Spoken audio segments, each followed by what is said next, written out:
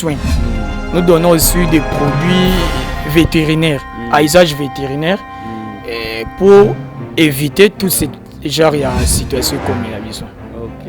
Bon, sikoyo balma na bango.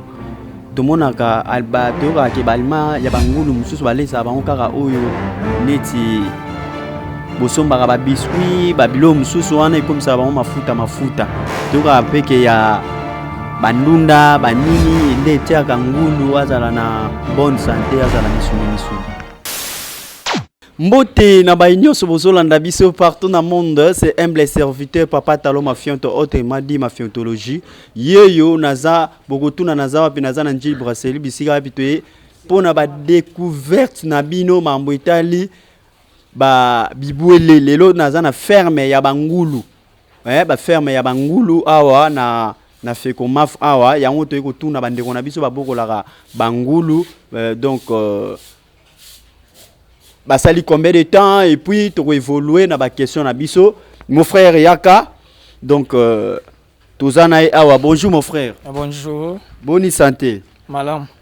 C'est présenté Kombonani. Kombonanga ndeko Irchile Yamba. Naza vétérinaire en formation et de formation au sein de l'Université pédagogique nationale UPN en sigle. OK. Tomonio awa usali mvula nini usali mvula boni awa na koboko la bibwele. Ah bon, koboko la bibwele ça prend du temps, c'est quelque chose donc tokoli nango avant que na s'orienter na profession vétérinaire. Donc pour chéri au bomoni ça fait déjà plus de 5 ans. 7 ans quelque chose depuis à la construite. Sikoyo avantage nini na ba inconvénient nini ezaka na musala oyo? Bon, si je peux parler des avantages, les avantages dépendent il y a ambition, il y a moto na moto.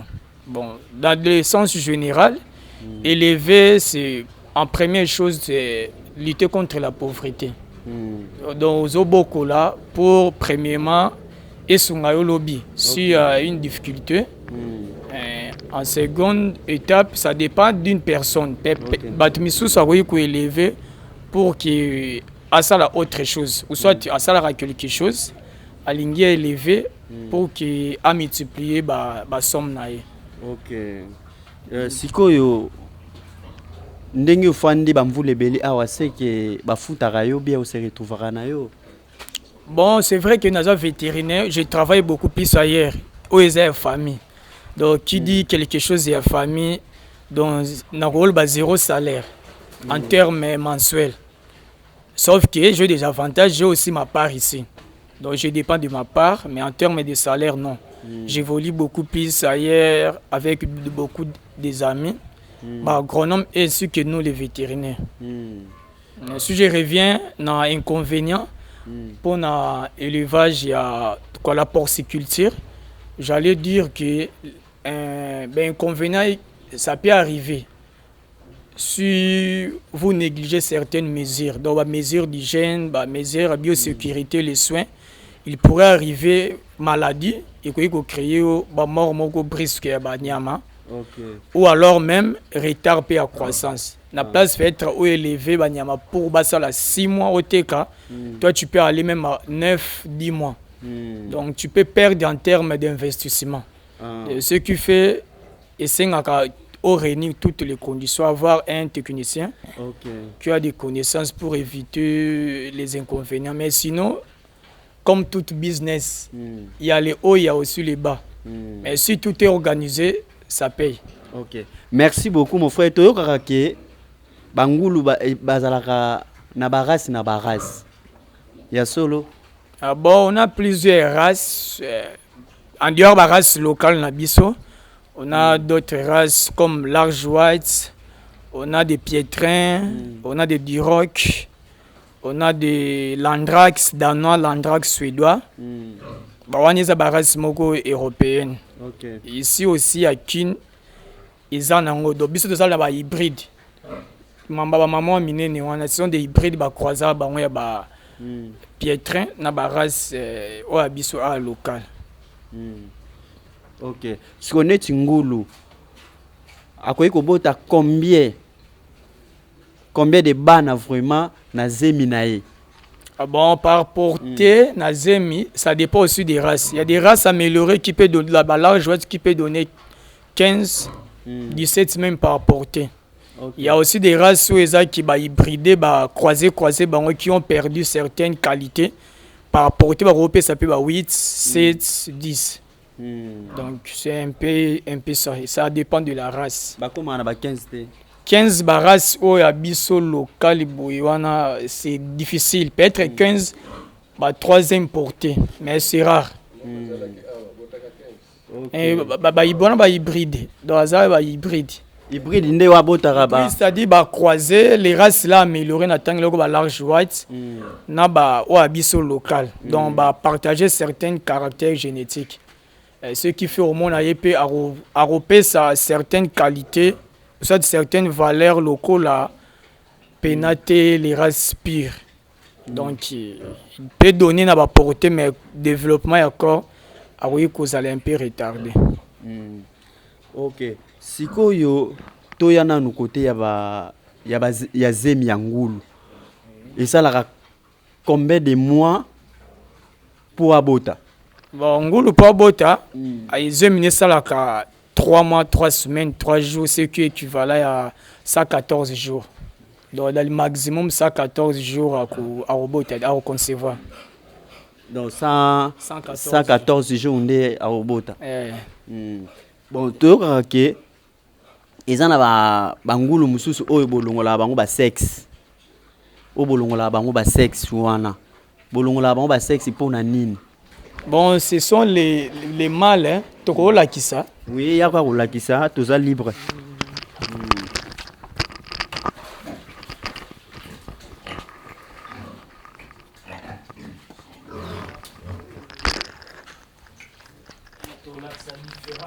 Ah, tu relaxes la différence. Oh, tu castres qui est, c'est-à-dire tu rendre stérile, azai qui mal. Donc, azai a 2 testicules, awa tu castres qui, tu rendre stérile. Contrairement, mon castralité, donc lui, on a 2 testicules qui est bon. Bon. Bah, tu rendre stérile, c'est pour aussi éviter compétition à base. Okay. On avait tellement de mal, tu as besoin de reproducteur. Bah, tu rendre stérile pour toi engraisser. Donc, on a un programme d'engraissement, tu engraisser un X temps de livrer la consommation. Avantage, il y a ndenge au salier bongo bolongo lié nini. Ndé to longo les testicules à robot à l'issue te vie qu'à robot à suscité énergie masculine et ça suscité. C'est-à-dire ton azolia comme on a tendance à reluka moi c'était il ne perd pas vraiment assez des éléments nutritifs et ça là que croissance naie à combiner alimentation na yemo na croissance ne vous allez très rapide. Sikoyo est-ce que bangulu oyo baloba bangulu oyo babota rebelle babo bazara mikongo milai ya solo?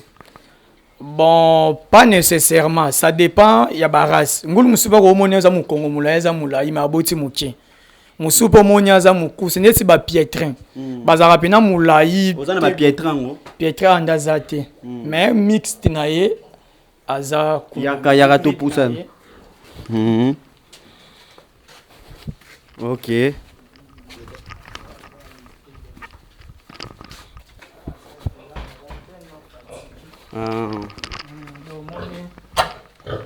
Oh ndengo zokota wana mabete hein? Donc moni so talié ka boye. O mona ke mukongonyeza mukuse. Mais abota déjà 15. Contrairement donc certains langages ne baloba ki fazaka mukongo mulai. Donc moni ki aza mukongo mulai tendengo yokaki. Mais ça bota. Mais on na moni aza mukongo mulai. Pas vraiment, c'est aux aguilles large, ouais, ça roule des kuna petits, awa. Ok. On a mon azana zemi. Azana zemi, dans moins de 2 semaines au bout. Azana combien de mamelles? Bah, c'est dans les 16, hein. Azana 16, 8 de paire. Azana 16 8, 8, ouais. Donc 16 wana c'est qu'il bota 16 bana. Dans la possibilité soit boti bana 16 à l'été bango. Cela ne veut pas dire que nombre de mamelles, nombre de bana obota. OK. Sikoyo ukoiko zonga boye, merci beaucoup pour tout solo la moi muke. Mais to karatiko ke ngulu aliaka bana na ye. Ngulu aliaka bana na ye par rapport à quoi? Bolé ça bango bien te to ezaka style na ye ya kibongulu. O ngulu aliaka mwana na ye. Samedi ngulu aliaka mukolo aliaka bana na ye. Ezaka pona nini? Ezaka po bolé ça bango bien te to ezaka ndenge na bango nzamba kela bango. Bon, ce n'est pas que ça ndenge na bango, c'est une maladie. Ce qui ngulu aboti allié banana c'est une maladie, c'est des maladies carencelles. Il y a un manque d'éléments minéraux. C'est ce que je disais que na compression ya aliment ya ngulu titolé ça, il faut équilibrer l'alimentation. Toutes les différentes classes ya aliments faut les la représenter pour éviter ces certaines maladies carencelles. Mais ce que on a langage samedi ngulu aliara moi là c'est juste ba sobriquet. Ils ont tendance dans le mususu. Si on ndenge ngulu aliara bana na ye. Si on pongula bana koliaka bana na ye te sikoyo bosalaka ndenge nini panda za na zemi. Bon, ce n'est pas vraiment ça panda za na zemi, mais avant même kokene na accouplement, pas mobali, il y a des procédures à suivre. En dehors de l'alimentation, il y a aussi des soins. Nous donnons aussi des produits vétérinaires, à usage vétérinaire, pour éviter tout ce genre de situation comme la vie. OK. Bon, sikoyo balima na bango. Tomonaka alba toyoka ke balima ya bangulu mususu balesa bango kaka oyo neti bosombaka ba biscuit, ba bilo mususu wana ikomisa bango mafuta. Toyoka peke ya bandunda banini nde tiaka ngulu azala na bonne santé azala misuni. Ah bon, mafuta, tout ça, ça dépend ya moto à Bokoli Nyamanaï. Nous sommes à Kinshasa. Kinshasa, on vit souvent dans le Rimer. Donc, quelqu'un peut vous apporter l'information sur, tu peux le nuer. C'est vrai que mais la qualité de viande na muto a beaucoup de normes normales et de la différente. Sur le lobby qui m'a foutu et l'aurait causé ma foute ezaki qui azale kolia. Mais nabilo quoi ba coller sabanyama. Nous avons aussi des entreprises au salara aliment ba concentrer des uniquement ya bangulu mino konga salaka biso beto salaka nous aussi dans notre équipe to travaillera par rapport à commande ya moto. To salaka bangulu to salaka na ya ba soso na ba bantaba bangombe. Soki ndeti revenons na bangulu ba normalement et c'est alimentation ça équilibré ndeto zale koloba. Ba misusu ba laisser n'importe quoi. Bon, les sapats, bazouar na ba compagnie wa kanga journée ba pain d'or. Ba pati wane be baki. Ba tsadresh, ba tue ba les sipeka bongo. Ba biso to laisser un peu donc tous en a une formule alimentaire déjà tout ça là ka. Net formule. Bon, to mélange avec belé, tout ça ka maïs, c'est ça soja zali. Tout ça ka déjà biscuit. Bon, biscuit wana nanu bozwaka na biscuit wapi bolokotaka to bokendaka na baizine to somba na ba usine ya ba biscuit ya ana vu la Kinshasa. To sombi to compléter na formule alimentaire na biso. Bon misusu na tangi na ngapete mais to zorango avec des fourrages et d'autres à constituer na ba éléments minéraux. To somba une boîte à $50. Donc to constituer quantité au to zango besoin par rapport ya kilo to former aliment. OK. Vraiment sikoyo mutuna na ngai ezaka ke so neti côté ya propre. Mage balobaka ke ngula sokolaka na salité ezalaka ya solo vraiment. Bon propriété bon nyangulu trop bazan a raison que le qui a ma salité. C'est un animal. Bon, presque nyama quoi domestique et belé. Ba rose a propriété par rapport à attendement moto. Au moins qu'il y a la lieu dans une chaîne. Bon, ngulu c'est vrai, et l'autre beaucoup plus séparé. Et ça, la banque qui a la saleté, c'est un animal où alingara zelo na mai. Donc, ce qui fait à plus comme on a mai à Roya Koti, soit qui est place de sa salité qui a lali automatiquement remis directement salité. Mais malgré tout cela, dès que biso boy na ba enclos, na ba salle de porcherie, na ba loge on tient toujours compte ya ba etawana. Donc on est obligé dès le matin de nettoyer tout le monde saleté, tout combi tout l'équipe mai. Na pas les sous fait la même chose. Donc 2 fois par jour. Et tu apportes bon puis aliment 2 fois par jour. OK. So na 2 fois wana ata boti na ye moya lia bana na ye ezate. Ko lia bana te, ce n'est pas seulement ya propriétaire au nika na tongo na ko nika na pourquoi. C'est dû à l'alimentation, il faut ça équilibrer. Na soin la biosécurité donc soin ya ba produit, c'est là aussi nécessite que niama akoma na niveau wana te. OK. Siko soki neti aboti neti ondenga za na zimu wana. Boko uzala na rappeler kolongola bana ya ko déplacer to boko tikele bana sur place. To tika na biso bana a sur place, c'est-à-dire to ebi calendrier na ye. Donc il y a ça qui a 114 jours, donc ça a commis déjà dans 100 jours. Donc tu as déjà que dans 2 semaines c'est-à-dire on augmente aussi une mesure de surveillance. Donc de quoi là la kawa pendant la soirée, c'est OK. On a tendance à mais sinon on n'a pas vraiment assez d'inquiétude. Qui a coquille, koliabana. Mais des cas aussi arrivent. Si vous avez ndenge nini ndeto yoka keo ezaka na période moko boye malade ya bangulu eye malade ya banyama.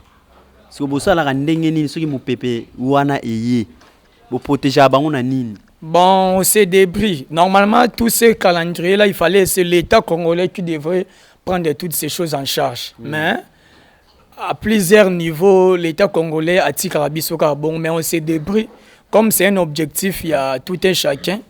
Malgré les difficultés, on tient toujours. Poste à sévrage, les porcelains se vendent à $50. Et ça dépend aussi maintenant. Les dons. On peut légèrement réduire. Pourtant, on voit qu'il faut réduire. Nous aussi, nous tenons compte s'il y a dépenses tout ça. Donc, mon iti, il y a beaucoup pour faire accoupler, zemi, tout ça, les produits, l'alimentation. Donc, nous tenons toujours compte de ça. Mais donc, les sévrages, pour nous, nous les faisons à 40 à 45 jours. OK. Merci beaucoup. Mutuna Yasuka pour émission Nabiso et Kendeko Chité. Donc, Mutuna Nabiso Yasuka. Namoni boko la boza intéressé mingi ya boko la bangulu. Toyebi bataba bazali, basoso bazali, bangombe bazali, bibuele balape bazali, bibuele presque ezali na ville ya Kinshasa awa topé na monde. Mais pona nini bino bo préférer ka boko la bangulu. Bazara un avantage par rapport à bibuele wana tondenge nini. Bon, tout élevage ils ont un avantage nango. Par rapport à coût d'investissement, nous au début, nous sommes dans le papa, papa. Papa est spécialisé dans porcherie. Donc lui, pour lui, c'est ça. Mais là où nous évoluons ailleurs, nous travaillons avec d'autres prix, chez les privés, différents élevages. On a aussi des poissons, des étangs, toutes ces bambis nakats. On a la porcherie. Poulailler, place au la basoso. Donc, on a aussi la cuniculture et la lapin. Donc, bateau peut avoir la rendre si ba ngombe, ba meme, ça demande une superficie. Donc, il faut avoir des hectares pour classifier, diversifier ba fourrage na bango balia kana. Et sur une lobby biso nous sommes là suite à ce comment jardin moi qu'on occupe que 20 sur 20. Donc on a 20 sur 20 on combine porcherie na une partie de travail à l'agriculture. Et ce qui ferait que causer biso tellement de problèmes avec des voisins. Ce na tata ngombe moko. Donc ngomba senga déplacement. Donc au panza babilo batu chaque jour tu anda ko futa ka CRC. Na kata muke ngulu pe azalaka to yebi ngulu azalaka bo libérer bango na tongo ba ke ba débrouiller balie na poko baye bazongi mais na moni awa bo kanga bango kaka. Ah oui, nde biso nde ça dit to domestiquer bango. Dans le village, bah, ils vont vivre un peu en état sauvage. Donc, ils n'ont pas aussi assez de moyens à cause de la bango banclo. Donc, ils sont en train de domestiquer bango, de rendre bango comme prisonniers. Donc, ce sont des prisonniers, de rendre bango bima hors limite sauté. Des amis par notre souhait. Bah, on peut élever à un niveau du village aussi, ça dépend aussi de leur souhait et ambition à bango. Ok, merci beaucoup Sikoyo. Mais émission na biso ekomi na suka. Pour eza na bato belé babandi déjà ko benga ngai Papa Talon, toza vraiment intéressé na découverte na ya ngulu, biso pe toza intéressé pour to sala ba ferme na biso ya ngulu. Est-ce que na bato bazolinga basala ferme ya ngulu, o conseiller bango nini basala to batika? Bon, basala na bango, bon, on répondre bango en général. Ce n'est pas seulement qui est obligé de beaucoup l'angoulou. Pour tous les Congolais, ça comme beaucoup l'angoulou. Tous arana a besoin de l'angoulou, tu dois tout l'embangoulou. Bon, mon tenant ça a besoin de beaucoup lana, de travailler, na bilan nous sommes une équipe. Mais oui, ça a bénéfice. Tous les ans a bénéfice et dépendre na projet au Bossali. Même que beaucoup l'ambisi. Même attaque beaucoup la ngulu, beaucoup la ntaba, beaucoup la ngombe. Nous sommes tous en bénéfice. Même attaque beaucoup la basoso. Donc si vous avez des difficultés, contacter. Nous serons toujours permanents pour répondre à des exigences.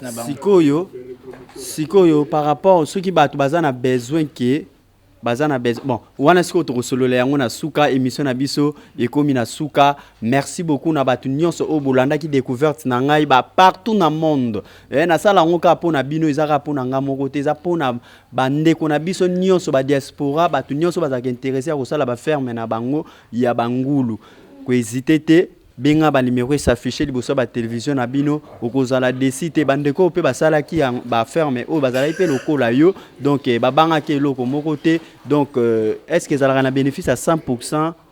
Bon, ils ont un bénéfice. Ils ont un bénéfice. Si tu investis, on a toujours bénéfice.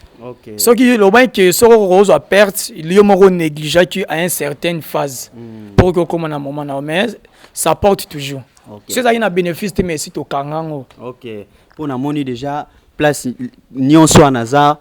Do ba ferme na bangulu ka mutezaka awa wana moni kope musute na njili brasserie awa lokuta mabete zaka ferme ya bangulu na bangulu do tokoza la tana ba 200 000 ferme. Ah oui, bon, nous avons nazé que le bangulu c'est vrai ngulu abota kibele. Ndi bato ba terme ki na ngombe. Au moins ndeti ngulu boye au cours il y a une année. Akobota 3 fois. Donc il y a la possibilité bota 3 fois. Na une année aboti 3 fois. Ce qu'on dit c'est dernièrement bota 15. C'est rien qui n'a nyamamoko sera boti 3 fois à répéter les nombres à 15. Donc nous avons 45 bana ya ngulu. Contrairement ngombe ndabota une fois par année. Donc l'avantage est ça et pas ngulu. Et en termes d'effectifs la rentabilité est très proche. Dans l'Europe, ça c'est beaucoup plus économique. Ok.